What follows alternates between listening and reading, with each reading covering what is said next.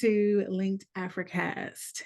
We are here representing Linked Africa, where we empower Africans through connection, learning, and mentorship. My name is Erin Kabba. My name is Loorig, and I'm happy to be here as one of the hosts for this beautiful podcast called Linked AfriCast. Yes, we are so excited to be here on our first episode. So a little bit of background about us. My name is Erin Kabba. Some of my background, I am from Delaware in the United States, and I currently am in the DC area. My background is in education. I was a teacher for about 15 years, and then I moved on to the corporate side of education.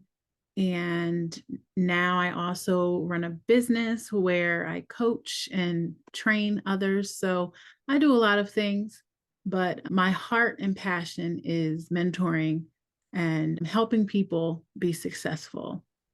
Abraham, can you tell us a little bit about yourself? Thank you, Erin. I believe Linked Africa, everyone here, if there's anything that's very common about us, it is the fact that we are all passionate about the work we do to support young professionals and students. My name is Loorig. I have also been a teacher for close to 2 decades now. I have taught at almost all levels of education, from the elementary level, middle school, senior high, and even college level.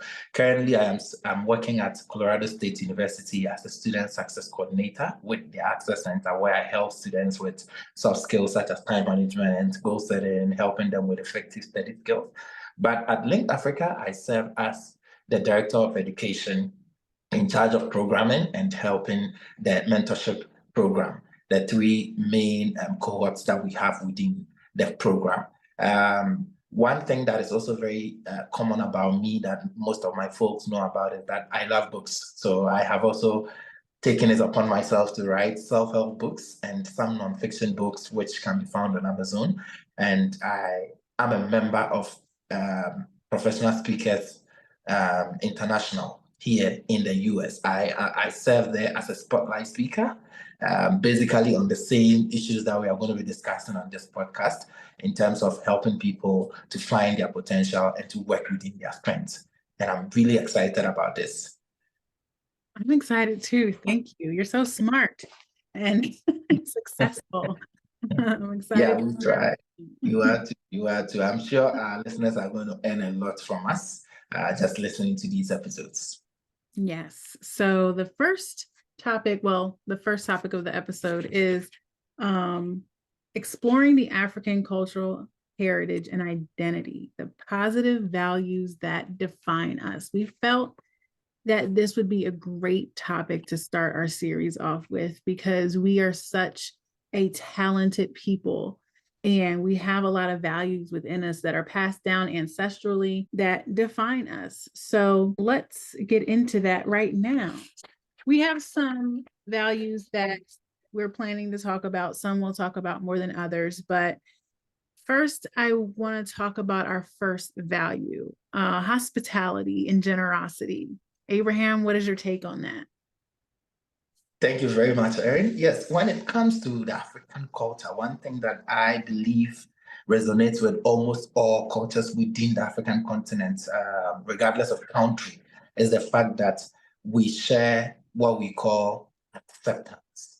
We are open to everyone, especially we treat strangers uniquely. And let me, first of all, inform listeners that throughout this episode, you will hear us using a lot of proverbs, because that is how communication is in Africa. We believe listeners need to also gain certain things and think on some of the things that we'll be saying. So there's this African proverb that says, you must treat your guest as a king and never forget your own worth. Growing up, there were times I would come back from maybe playing football or something and my food is gone. And I'll ask my mom, didn't you leave me any food? And he said, you were not hungry. Someone came around, the person was hungry, I gave it to them. The culture believes in not sending away strangers when they come in, our generosity and our hospitality, especially where I am coming from, Ghana.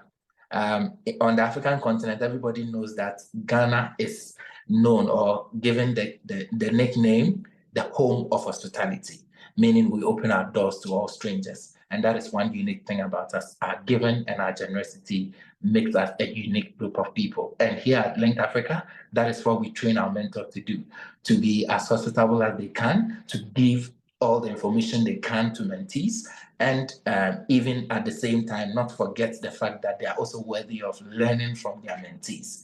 That is the whole thing about hospitality. I love that. I love that. And like, you grew up in Ghana, I grew up here in the United States. And as an African American, I see that in that community, right? So hospitality was a huge thing for me.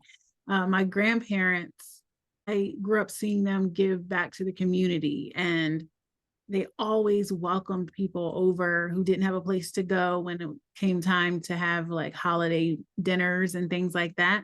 Hospitality is definitely a true value that we have. And the next value that we want to talk about is courage, adaptability, and resilience.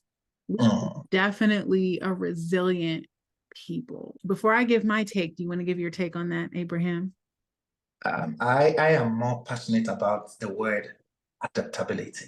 Mm. Though we know courage is, I would say, a universal thing. Almost every culture believes in the fact that their people are courageous.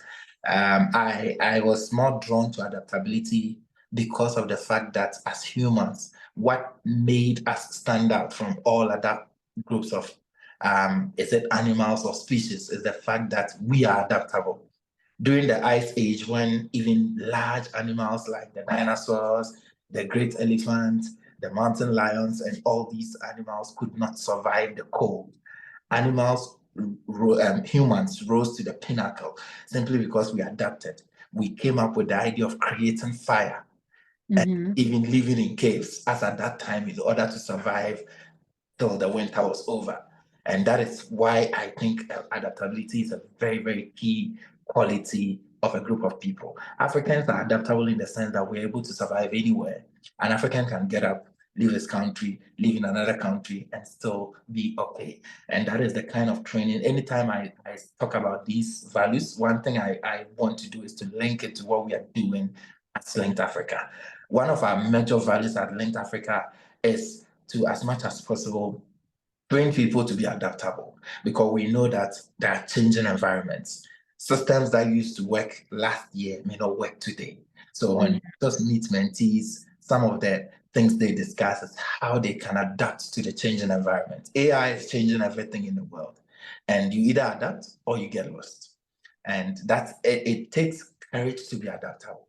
That is why these things are all very, very key. And without adaptability, there's no resilience. Your adaptability will determine whether you survive or not, your level of adaptability. And I believe Africans have that in us. Again, another proverb that I thought would be very beneficial for this point was, however long the night is, the dawn will break, which is again an African proverb.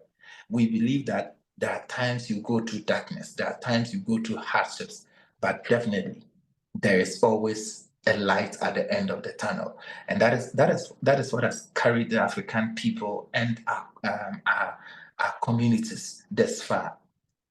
So that's basically what I would say for now, but you can jump in and let's listeners hear your point of view on some of these things. I love that. I love that. However long the night, the dawn will break. So at Linked Africa, we are mentoring ambitious people. If you're not ambitious, you're not going to reach your goals, right? So a lot of times when we have goals, we want to achieve professional and academic achievements or things, we often have more trials and tribulations because we're always going up different levels. We're always experiencing new things. We're always gaining new outlooks and things like that. So a lot of people that choose to stay stagnant and to choose to do the same thing over and over and over again and aren't really that ambitious and don't have that many goals. I'm not saying that they don't go through things, but a lot of people don't achieve more because they like the comfort of where they are. Yeah. You want to achieve big things, it's going to be uncomfortable. And you're going to have the resilience and adaptability to pivot, shift, and learn as you go so you can reach those academic and professional goals that you have set for yourself. Wonderful. This reminds me, just when you were talking, I was like, this is something that people need to hear. I love the fact that you brought in the word not being in their comfort zone, because I think that is one thing that the world is now suffering from. People become too comfortable, maybe with their 9 to 5s. People become too comfortable with their current location, even if they know it is not ideal for them. They become comfortable in toxic relationships and they don't want to shift. But at Linked Africa, our focus is this, that on this podcast, anytime we come, we are giving you keys and strategies that we share with our mentors, and hopefully you can adapt them to your own life and make changes. Life is about risk. As Stephen Covey said, he said your current knowledge base has a half-life of 2, meaning that in 2 years, whatever we know, half of it will be invalid. The systems you use for your business in 2 years, half of it will not work. Imagine how, let's say, email list was so important 10 years ago. Today, it might not be as effective as it was at that time. Mails were handed to us in the past. These days, you can receive electronic mails and things are very fast. About 10, 15 years ago, one of my brothers traveled to the UK, and the only time he could get to talk to us was when somebody was coming. He would write a letter and send it down. I think that was a long time ago. So clearly, it tells you that the systems are changing and we need to also adapt, take risk, and move out of our comfort zone. And I like that you brought it up. Thank you so much, Erin. Thank you. Our next value, the collective over the individual. Solidarity. What are your takes on that? Yes. Last time when I was speaking to you, you told me one proverb you came across. It takes a whole village to raise a child, which is a beautiful, beautiful, beautiful African proverb. Africans are trained to value the collective over the individual, regardless of the fact that we believe in you taking a chance on yourself and trying to do things on your own. Sometimes we believe that there is more in terms of people working together as a team. So there were times you would see families gathered around the campfire in the evenings and sharing stories of where they've gone, where they've been, how they passed through certain difficulties and were able to come out of that. They believe that everyone's child is everyone's child, which is not the same across all cultures. Some Western cultures believe in you don't have to tell someone's child to do the right thing. The mother will do that. In Africa, I have the right, if I see a child who is not in school, I have the right to ask him, why are you not in school? It's our duty as a collective body to make sure everyone moves together. And that is the kind of community we are building at Linked Africa. The belief that Erin, as the coordinator for our mentorship program, has a role to play. I, being the director of our education, has the role to play. But at the end of the day, it is our collective effort that takes us closer to the goal, if not the goal itself. Every effort we play individually ends up like the butterfly effect we talk about. One thing you do here has an effect on the other side, and that's the mindset of the African. I may be here, but I'm still making sure at the end of the day, my eyes or my mind is still on certain things I was doing, people I was supporting down there before I came, because we believe we rise together, and when we are falling, we fall together. That is the whole idea of the collective over the individual. I love that. And that makes me think about, there's actually 2 proverbs. Growing up, I used to be told, but I think my mom may have told me this, that no man is an island, that you will always need someone. Yeah. And there's another proverb that I think you shared with me. If you want to get there fast, travel alone. Is that what it is? But if you want to travel fast, travel alone. Yes. But if you want to travel far, travel with others. Travel with others. And so we each bring something good to the table. Everybody has strengths and everybody has weaknesses. And if we work together as a collective, we can go so much further than we could if we were doing it on our own. And this is why networking is one of our core values at Linked Africa, is because we have to do this together. So where I am weak, Abraham is strong. Where Abraham is strong, I might be, well, no, I'm saying it the wrong way. I am weak, Abraham. You're good. And then the other way around. Yeah, that would, yeah. All right. So there's different things that we both bring to the table. And if we work together and have a common goal, that's the most important thing, is having a common goal. You can't be unified and have a community if everybody's focusing on something different. But if the community has a common goal and you work together and network together, you can definitely go very, very far. Yeah, and I really like the fact that you brought in the issue of networking. It is often said in the business circles that your network is your net worth. And they believe that if we work collectively, we are able to achieve a great goal. I think it was somewhere in the 15th century in Florence, a small town called Florence in Italy.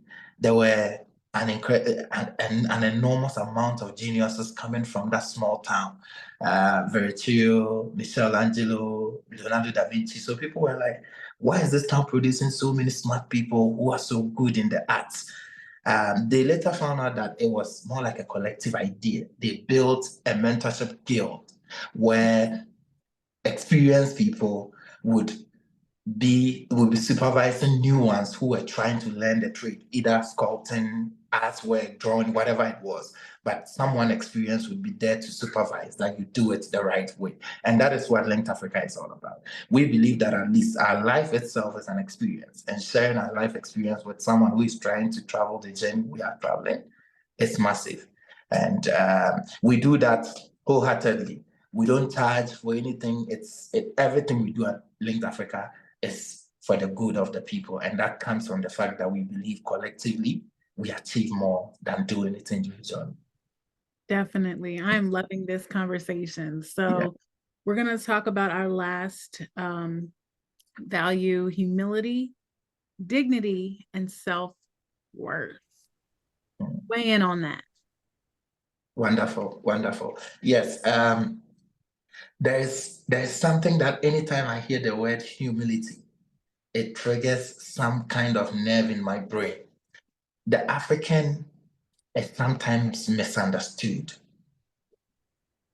Okay, in the area of humility, people consider that as a weakness.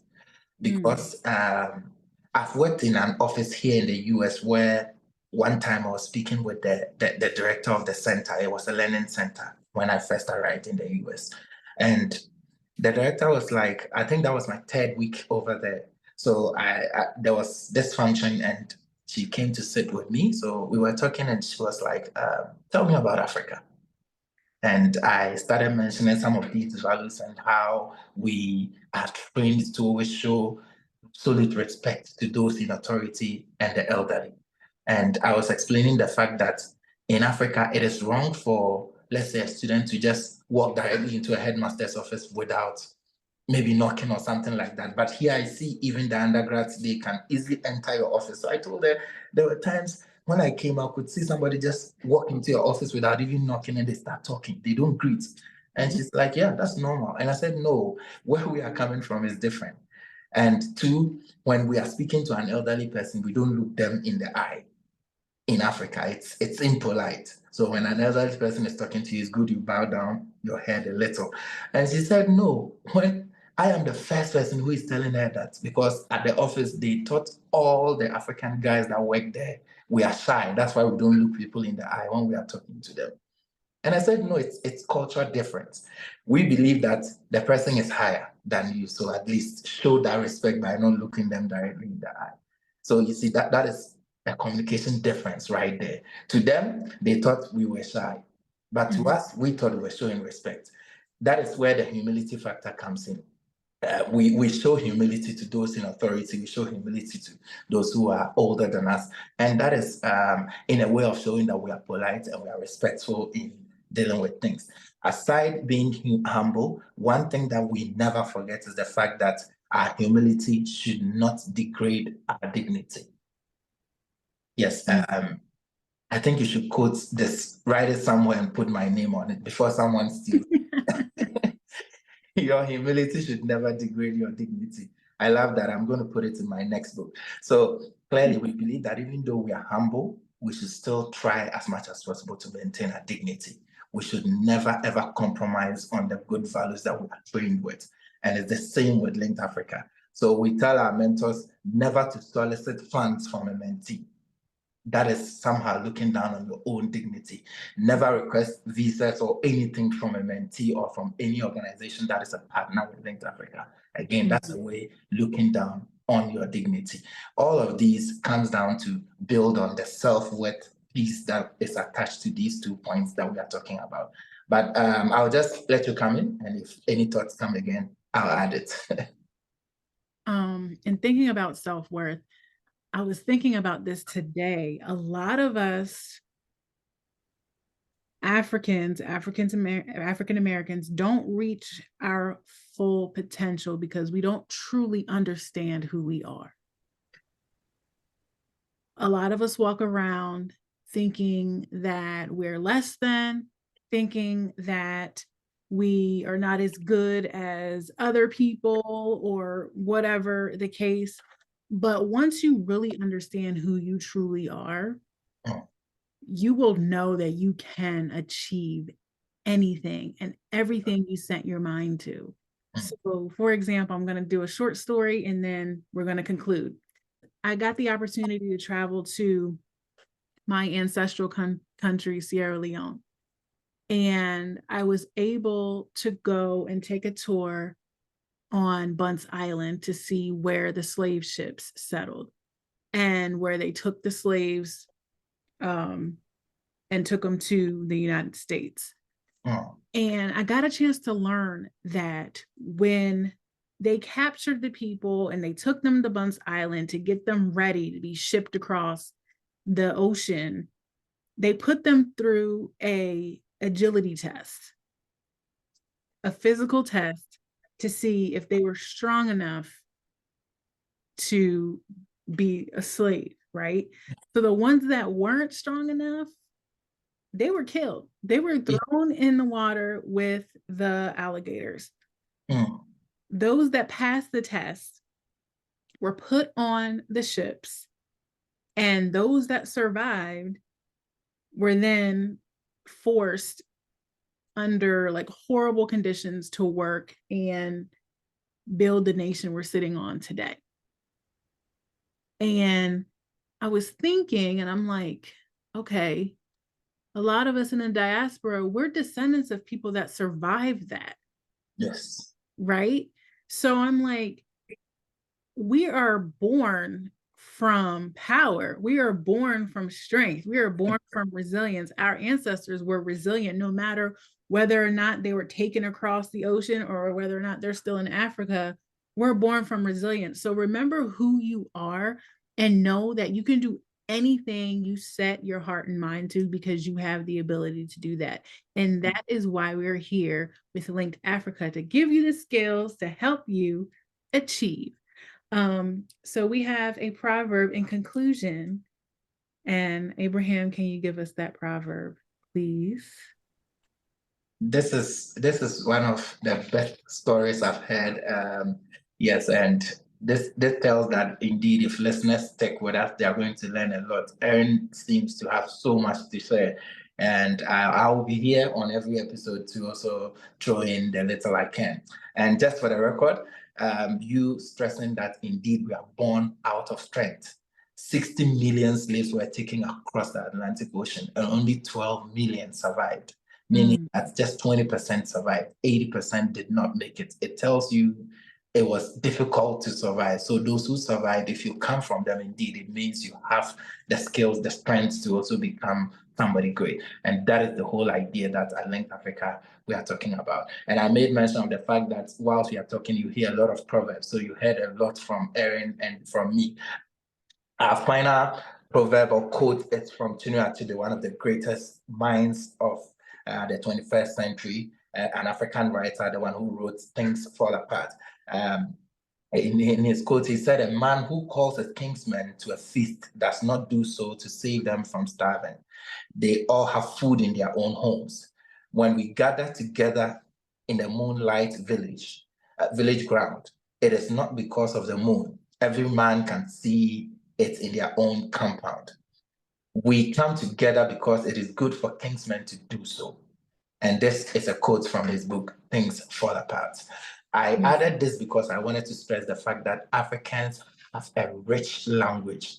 And in some of our episodes, we are going to be delving into our language itself and how our language can have impact on our roles in the world as we work. Basically, proverbs, wise sayings, and storytelling. I grew up on these. Those were the things that I was trained with. And I believe in the various episodes we'll be recording, definitely we'll be telling you more about these things. But we are really, really grateful you spent about 30 minutes to 1 hour of your time with us this afternoon. Thank you very much, Erin. Thank you. This was a great conversation, and I can't wait to have more conversations.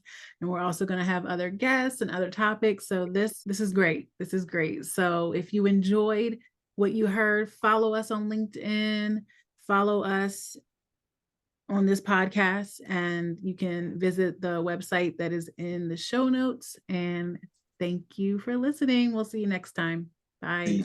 Bye.